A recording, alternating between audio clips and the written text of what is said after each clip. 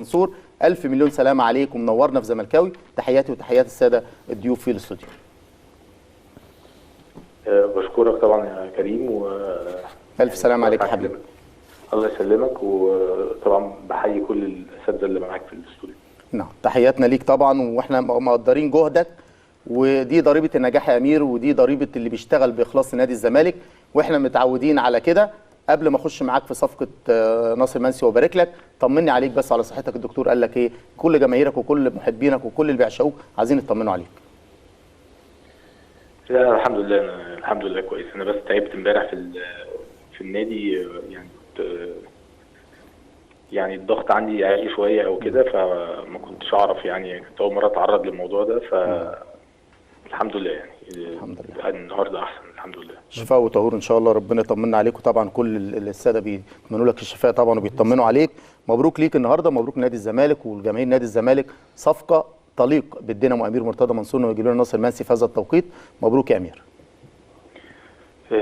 يعني طبعا الله يبارك فيك. ناصر لعيب احنا كان بقالنا حوالي 3 سنين بنحاول نجيبه، يعني يمكن ناصر المردود اللي هو بيقدمه في الفرقه اللي هو لعب فيها يمكن ده مش واصل للناس، بس ناصر اقل سنه جاب فيها 12 13 جون، بس هو يمكن مش محظوظ ان هو يعني لعيب جماهيري او الناس تبقى عارفاه او الاعلام بيبقى بيتكلم عنه. لكن ناصر من العناصر اللي كانت مهمه جدا في المنتخب الاولمبي مع مصطفى محمد. بقول لك يعني بقى لنا حوالي 3 سنين كنا بنحاول نجيبه من هو في بيراميدز، كان دايما عنده مشكله يعني في التحرك، وبعد كده كان عنده تجنيد فراح الجيش. فناصر مهاجم، يعني مهاجم مميز جدا، وان شاء الله يبقى عامل معنا فرق ان شاء الله. ده بالنسبه لناصر يعني. نعم. تفاصيل الصفقه او اللي انت حابب ان انت تتكلم فيها، لو في اي كواليس انت سامح ان انت تقولها للناس. مفاوضاتك مع ناصر كانت ماشيه ازاي؟ اللاعب طبعا انا عارف ان هو مرحب وكان معاك من البدايه، يعني لين يعني. انا عايز اقول حاجه، يعني بغض النظر عن ناصر، يعني انا بتمنى له طبعا التوفيق. هو ناصر زملكاوي، وناصر يعني ناصر كان دايما بيكلمني كل فرصه يتحرك فيها في حته او في نادي، كان يكلمني يقول لي ان هو حابب يكون موجود في نادي الزمالك. وناصر طبعا كان ليه دور كبير في ان هو يكون يعني موجود في نادي الزمالك. طبعا بشكر المسؤولين في نادي البنك الاهلي، هم ناس يعني محترمين جدا وبيتعاملوا باحترافيه. بس انا اللي حابب اقوله يعني على الصفقات بشكل عام، يعني اللعيبه دول بني ادمين، يعني احنا اللي بننجحهم واحنا اللي بنفشلهم. لو احنا كل لعيب هيلعب 4 5 ماتشات هنبتدي نقيمه ونبتدي نتكلم عليه بشكل سلبي او هنبتدي نقطع فيه او كده، مش هينجح. وفي نماذج كتيره يعني. نعم. كل النماذج اللي نجحت في نادي الزمالك خدت وقت عشان تنجح وتتوفق. صح.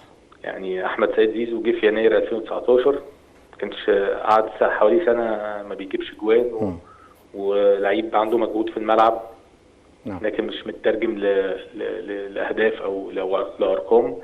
السنه اللي بعدها مستواه زاد 30 40%، السنه اللي بعدها مستواه زاد 30 40%. في الاخر في الموسم الثالث يعني احمد سيد زيزو توهج وانفجر وبقى احسن لعيب في مصر. نفس القصه على امام عاشور. امام عاشور جه الزمالك 2019، امام عاشور ابتدى ينضج والناس تعرف ان في لعيب كبير في الزمالك بعد في السنه الثالثه. نعم.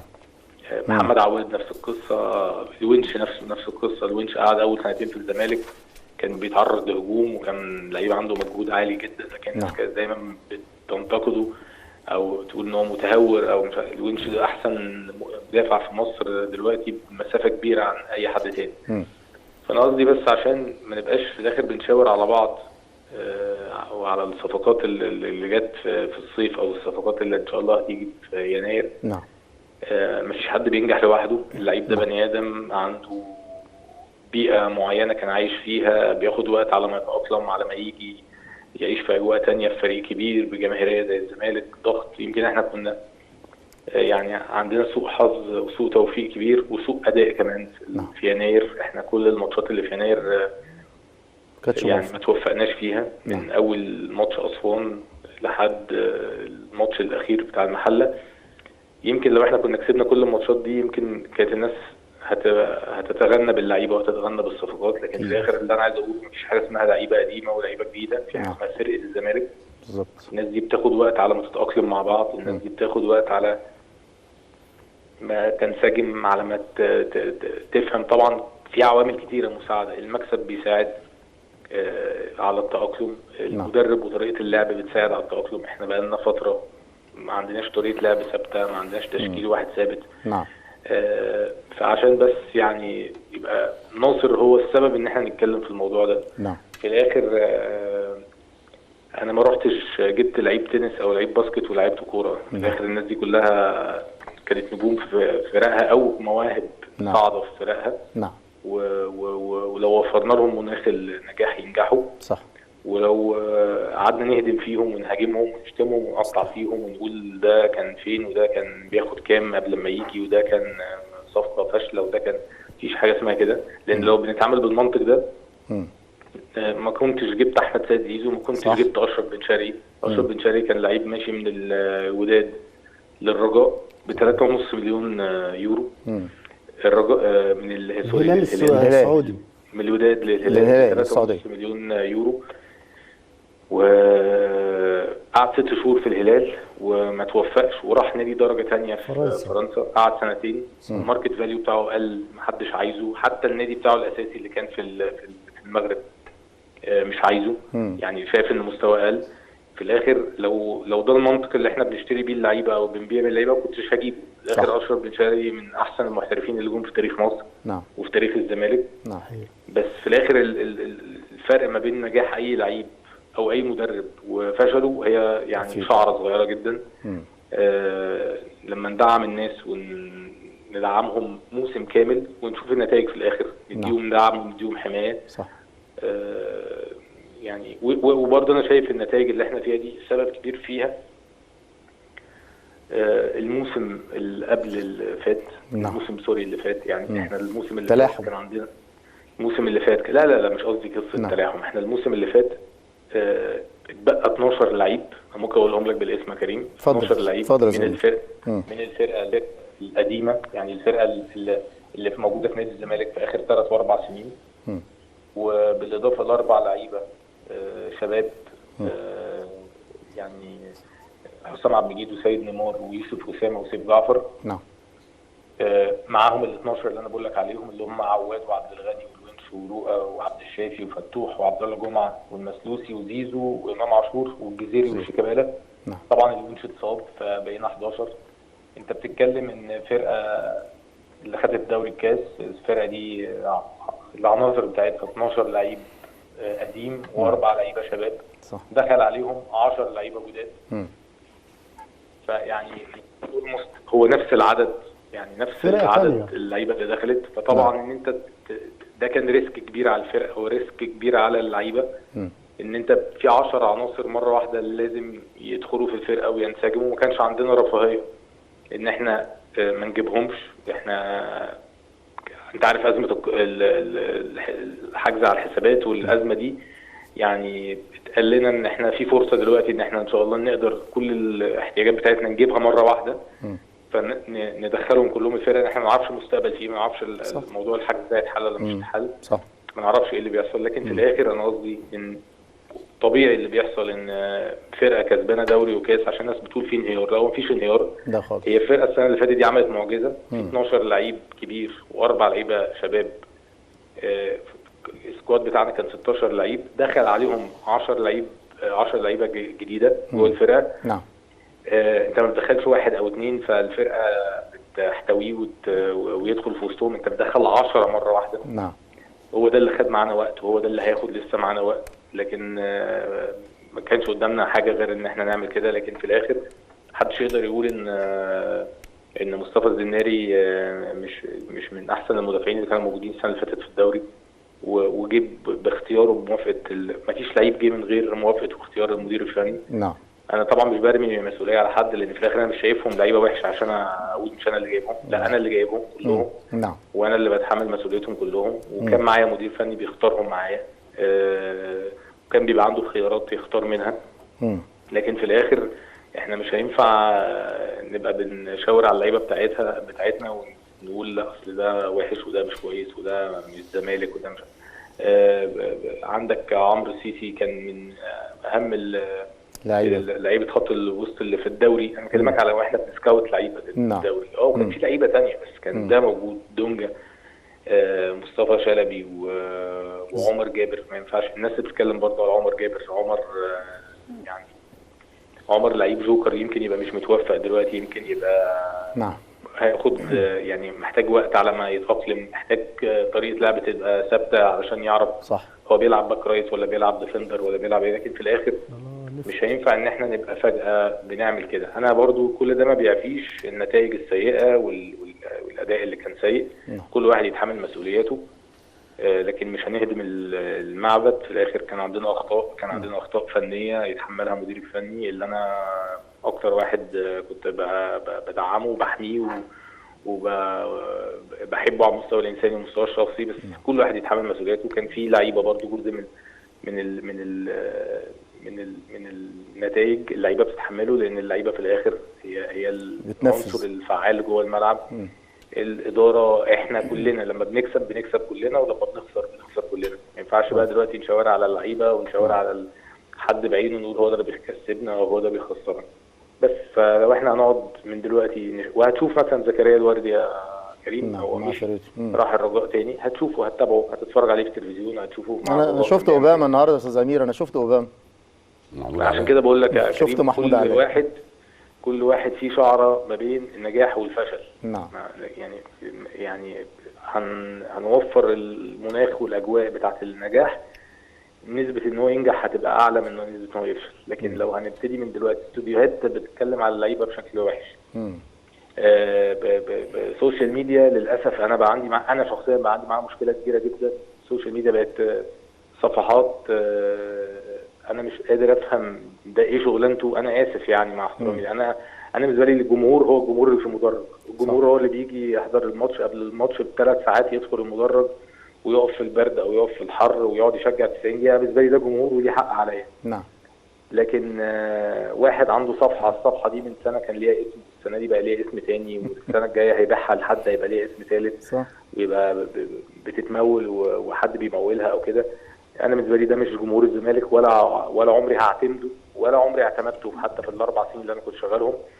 لان هم دول نفس الناس اللي كانت بتقطع في بن شرقي. انا عندي سكرين شوت ممكن ابعتهم. انا قلت كده امبارح، انا واجهتهم امبارح وقلت نفس كلامك ده. انا ممكن اجيب لك كلامك انت نفس الشخص اللي بتنتقد دلوقتي، انت كنت بتقول ايه قبل كده. اتفضل يا زمير. فانا بالنسبه لي قصه الصفحات والناس اللي بقت يعني حاسبه نفسها ان هي جزء في المعادله. لا، انت عايز تبقى جزء في المعادله تيجي تشتري ال 34 تذكره بتوع الماتش بتاع الدوري، وتيجي تحضر وتشجع الماتشات، وعايز تشجع فرقتك او تدعمها او تهاجمها، حتى دعمها او هاجمها من المدرج. نعم. لكن هنبقى متداريين في شاشه تليفون، انا مش عارف انت مين، وهتبقى انت بتشتم في فلان وبتعلي في فلان وبتقول عليا فاشل وبتقول على ده ناجح. انت مين عشان تقيمني تقول انا مين، انا بشتغل ولا ما بشتغلش؟ برافو عليك. فيعني مع احترامي للصفحات، حتى اللي بتشكر فيا، حتى اللي بتدعم فيا، حتى اللي بتشكر في، انا عمري في حياتي ما اخدت الايجابيات او السلبيات، لان انا بالنسبه لي ده عالم افتراضي. عالم افتراضي انا ما ببصش عليه اساسا، ما بشوفوش اساسا. ومش هبص عليه ومش هشوفه، لان ده مش انديكيشن ولا معيار لاي حاجه بتحصل على الارض. نعم. في الاخر احنا اللي بنبقى على الارض، واللعيبه هي اللي بتبقى على الارض، والجمهور اللي بيجي يحضر الماتشات هو ده اللي بيبقى على الارض، هو ده اللي بيبقى شايف الظروف، هو ده اللي بيبقى شايف مين متخاذل ومين مش متخاذل. لكن ان احنا نبقى في الاخر قاعدين بننظر كده، بنكتب اي كلام على الفيسبوك، الحق فين الصفقات، فاضل يومين، ما جبتش حد، فين بكره جبت، لا ما جبتش في الصيف، انت جبت ازيد من اللازم، في الشتاء لا انت جبت اقل من اللازم. انت هل ده طريقه انا المفروض اشتغل بيها؟ اجيب الكلام ده واخده بقى انقله المدرب وانقله للعيبه واقول لهم الناس بتقول ده كلام يعني. بس الناس تهدى شويه لو هم فعلا زملكاويه وبيعملوا الحاجات دي بحسن نيه. يعني انا هفترض لحد اخر لحظه ان الناس دي في حسن نيه، وان هم بيحبوا الزمالك وبيدعموه. فانا بقول له انت بتحبه وبتدعمه بالطريقه الغلط.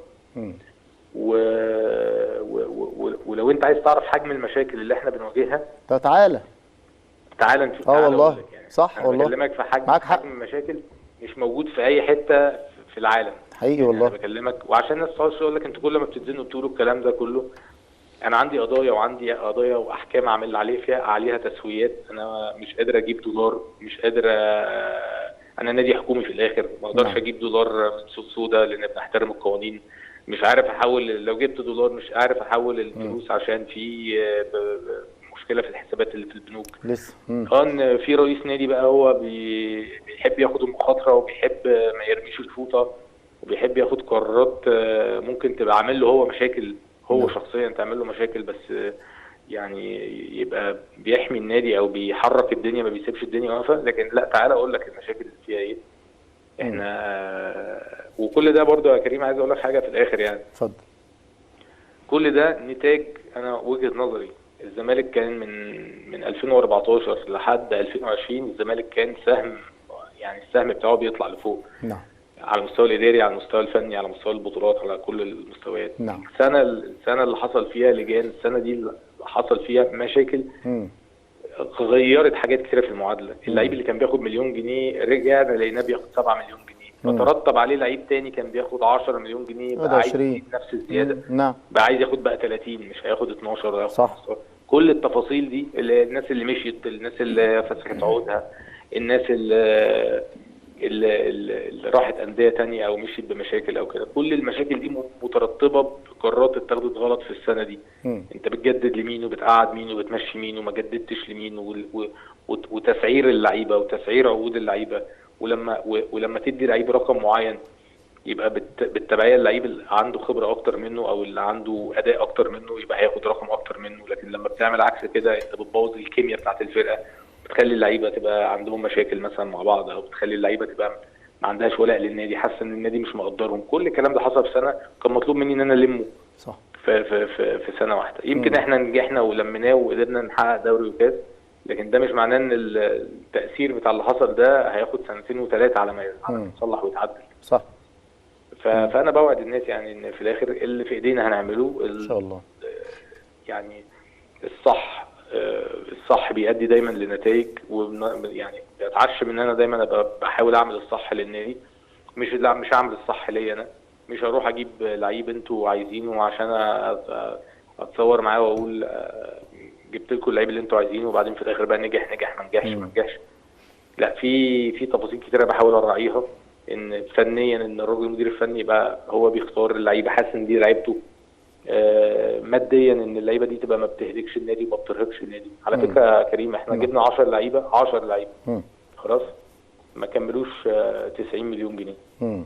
10 لعيبه في يناير في الصيف ما كملوش. سامسون اللي الناس بتتكلم عليه، سامسون مواليد 2000، لعيب مواليد 2000، عشان الناس كانت بتقول لك انت رحت جبت لعيب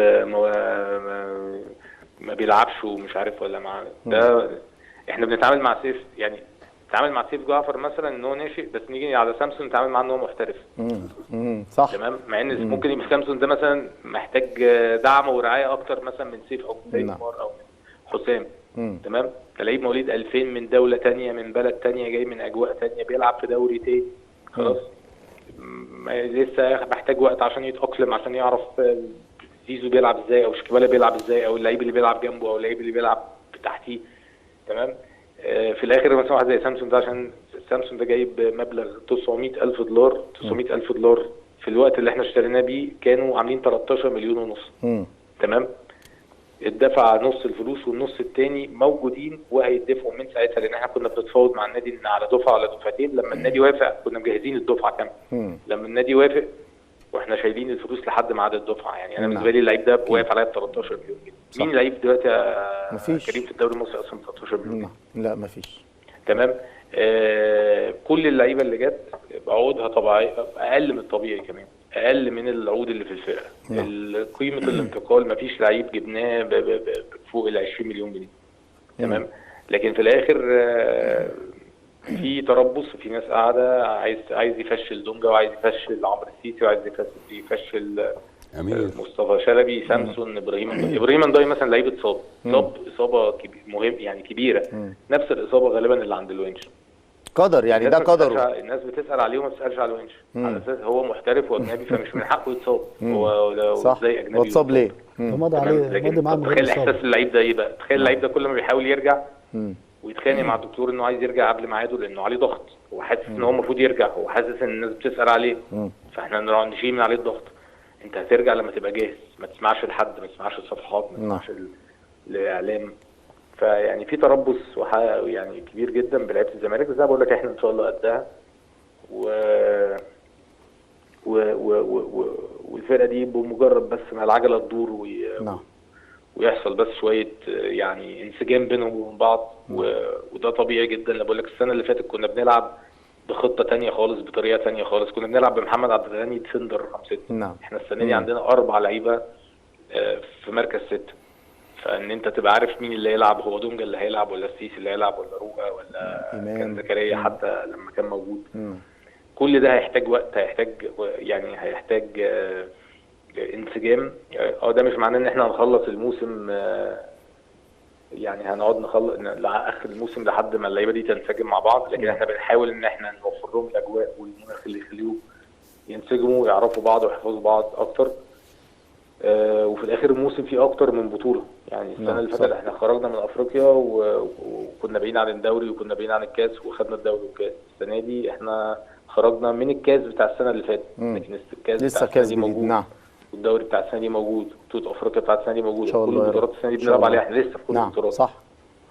فيعني بتمنى بس من الجمهور ان هو يعني يدعمنا، كلنا محتاجين دعم، وكلنا محتاجين يعني دعم الجمهور وحمايته، وان شاء الله بنوعد اللي جاي احسن ان شاء الله. ان شاء الله باذن الله. مش عايز اطول عليك ومش عايز اكيدك، عارف ان انت تعبان والله، بس يعني الجهاز الفني الجديد كابتن اسامه، كابتن سامعني زمير؟ معايا زمير؟ معاك يا كابتن. طيب يا حبيبي معلش انا مش هطول عليك والله، عارف انت تعبان، ربنا يعافيك يا رب. لكن طبعا جهاز فني جديد على عاتقك طبعا رئاسه الجهاز، رئاسه اداره الكره في نادي الزمالك، كابتن اسامه وكابتن اسماعيل، كلهم طبعا على علاقه وطيده بيك، طبعا كابتن سوده، كابتن ايمن، كابتن حسين ياسر محمدي. يعني الفتره اللي جايه اتكلمت مع الجهاز ازاي، وطبعا عارفين زي النهارده مستشار مرتضى منصور معلن ان في ان شاء الله باذن الله صفقتين تانيين لنادي الزمالك. طبعا بشكر الاول مستر فريرا والجهاز بتاعه، هم يعني زي ما الفتره الاخيره دي ما كانش فيه توفيق او كده، بس يعني الناس دي برضو فرحتنا السنه اللي فاتت. يمكن ده اللي خلى الجمهور او اللي خلى الاداره تتحرك، ان في الاخر يعني هو عمل المستحيل السنه اللي فاتت بامكانيات اقل من كده بكتير وبظروف اقل من كده بكتير. فيعني يمكن تقبلنا للهزيمه او للتعثر السنه دي هيبقى اقل بكتير من السنه اللي فاتت، لان السنه اللي فاتت كان في مبرر لو تعثرنا، السنه دي مفيش مبرر. كان عندنا مشاكل كتيره جدا في يعني ما اعتقدش ان في فرقه كبيره هتستحمل تقعد 6 ماتشات متتاليه ما تكسبش، او تخرج من بطوله الكاس، او تخرج او تخسر عدد نقاط كتيره في الدوري. طبعا في الاخر يعني ده ما ينتقص اي حاجه من تاريخ فريرا مع الزمالك او الجهد اللي هو كان بيقدمه في الفتره الاخيره، لكن كان في سوء توفيق كبير، واحنا كنا يعني كنا شايفين ان خلاص يعني لازم حاجه تتغير، لازم حاجه تتغير في المعادله، لان احنا كنا، انا وجهه نظري يا كريم، يعني يمكن كابتن جمال قاعد، انا وجهه نظري احنا كنا بنخسر كوره، يعني احنا مشكلتنا كانت في الكوره. عندنا مشاكل في الكوره، واحنا في الاخر فرقه كوره، يعني الزمالك ده فرقه كوره، يعني مش مفيش اي حاجه ثانيه هتكسبني غير لو انا واقف على رجلي في الكوره، او لو انا محضر، او انا مذاكر. يعني الفتره الاخيره كان في سوء توفيق كبير، بس يعني ونشكره طبعا على الفتره اللي هو قضاها معانا، وانا على المستوى الشخصي اتشرفت ان انا يعني اشتغلت معاه، وربنا يعلم يعني انا كنت بتعامل معاه ازاي، والدعم اللي هو كان بياخده من الاداره او مني يعني ما اعتقدش في حد خده في تاريخ صح حقيقي الزمالك. الراجل كان عنده صلاحيات كبيره ومطلقه، لكن في الاخر يعني الفتره الاخيره ان النتائج كلها قاسيه علينا، 3-0 اهلي، بيراميدز بنخسر ب10 لعيبه، بنخسر من اسوان، بنخسر من محله، بنتعادل مع الداخليه، بنتعادل مع الاتحاد، وكان في بدايه الموسم برضو كذا تعادل، وكان في خساره السوبر، كان في خساره الهلال، يعني كل التفاصيل دي كتير قوي على شهرين 3 شهور ان احنا نتعرض للصدمات دي كلها. يمكن احنا بنشتغل بالارقام وبنشتغل بالتفاصيل دي، ما كانش معمول حساب ان احنا يحصل كميه الاخفاقات دي في وقت قليل. بس طبعا بتمنى له التوفيق في الفتره الجايه، وهو هيفضل رمز تدريبي كبير، ومن ممكن يبقى هو المدرب الوحيد اللي حفر اسمه في تاريخ نادي الزمالك 2 دوري و2 كاس. نعم. بالنسبه لكابتن اسامه عشان برضو الناس بتتكلم على كابتن اسامه ان هو كان في مشاكل بينه وبين الراجل او في مؤامرات او خالص. كابتن اسامه كان راجل بيحاول يشوف شغله بالشكل الامثل مع الراجل، وانا كنت شاهد على ده. يمكن الراجل ما كانش بيحب قوي ان هو يعني كان بيستعين اكتر بالجهاز الاجنبي بتاعه، ما كانش بيقبل يعني ان يبقى في نصيحه او يبقى في معلومات من كابتن اسامه. وكابتن اسامه كان بيحترم ده وكان بيسكت، لحد ما كابتن اسامه اكتر من مره طلب ان هو يعني ما يبقاش موجود لان هو حاسس انه ملوش دور. وفعلا احنا قبلنا بالكلام ده، ما كانش فيه اي مشاكل يعني. بس هو راجل قال انا والله مش شايف ان هو ليا افاده او ليا دور، وهو مدير فني في الاخر، هو قرر لي هو. بس يعني انا هبقى حاسس ان انا بخونه، ان انا يعني اقدر اديله معلومات تساعده وهو مش عايز يساعد نفسه. بالظبط. لكن في الاخر كابتن اسامه هو راجل عنده خبرات، عنده الدي ان ايه بتاع الزمالك، لعيب ومدرب. وكابتن اسامه يعني اعتقد ده الوقت اللي ياخد فيه فرصته. هو عنده كل المقومات اللي تخليه مدير فني، عنده الشخصيه وعنده الرؤيه وعنده الكوره وعنده الخبرات كمدرب في منتخب مصر او في الزمالك، سواء ولايه كارتيرون او ولايه فريرا او قبل كده كمان اعتقد كان مع مستر فييرا او كابتن حسن شحاته اعتقد. اشتغل مع كابتن حسن شحاته. فيعني في الاخر كابتن اسامه برضو يعني هيجي لازم تيجي عليه الفرصه. الراجل يعني كل الخبرات دي لازم في الاخر تترجم ان هو يبقى ياخد المسؤوليه. وهم اولاد الزمالك اللي هيجوا في وقت زي ده، هم دول اللي هيبقوا اكتر ناس عارفه المشاكل وعارفه التفاصيل. وممكن تبقى الظروف الصعبه دي هي اللي يعني هتخلق مدير فني كبير نبقى بنقدمه للكره المصريه زي ما كابتن اسامه يعني كل الخبرات اللي هو خدها في حياته هيبقى بيستغلها في ال4-5 شهور الجايين دول، سواء في بطوله الدوري او في افريقيا. نعم باذن الله. او حتى في الكاس. اتمنى له طبعا التوفيق هو والجهاز بتاعه. نعم. بشكرك شكرا جزيلا استاذ امير مرتضى منصور، المشرف العام على الكره. واعذرني اثقلت عليك معلش رغم تعبه ورغم الوعكه الصحيه، الا انه اصر انه يكون معانا، واحنا بصراحه يعني ضغطنا عليه لان كان لازم النهارده في اليوم الجميل ده نسمع صوت امير مرتضى منصور، نديله حقه لان الراجل ده اشتغل، وهل جزاء الاحسان الا الاحسان. فاحنا بنقول له شكرا وكمل، وان شاء الله باذن الله انت مركز في شغلك، بتحب نادي الزمالك، وان شاء الله كلنا مكملين